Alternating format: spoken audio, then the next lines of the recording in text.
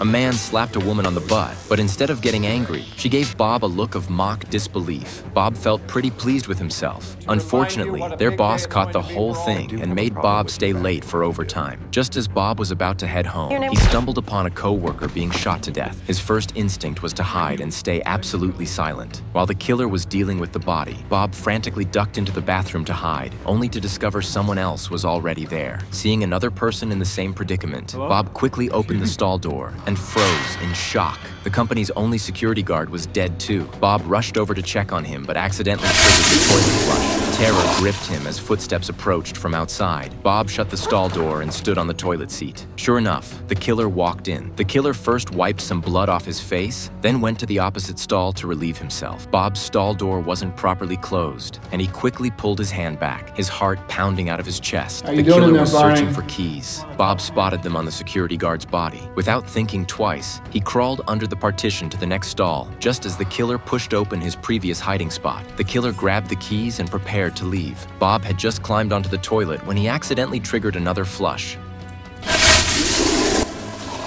Luckily, it went unnoticed. The killer flushed at the exact same moment. Bob's heart was in his throat. Even after the killer left, Bob didn't dare move a muscle. The killer headed straight to the file room and pulled out an incendiary bomb from his briefcase, apparently planning to burn something. Bob wanted to escape.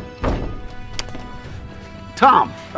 What are you still doing? Keep my voice down. Spotting a co-worker, he quickly filled him in on everything that had happened, talking as they ran. They had to get out immediately if they wanted to survive, but the elevator wasn't responding. They ran to the stairwell, locked tight. They made it to the office area. Bob told his co-worker to get on a computer and call for help while he kept watch. Sure enough, the killer was heading their way. Before his co-worker could speak, Bob yanked him under a desk. The killer entered and noticed the computer was on. The two men held their breath, not daring to make a sound. Fortunately, the killer just unplugged the power cord and left. Once the killer was out of sight, they finally dared to come out. Bob went to look for other survivors while his co-worker returned to his desk to call the police. The moment he picked up the phone, a gun pressed against his head. Is anybody else working late tonight?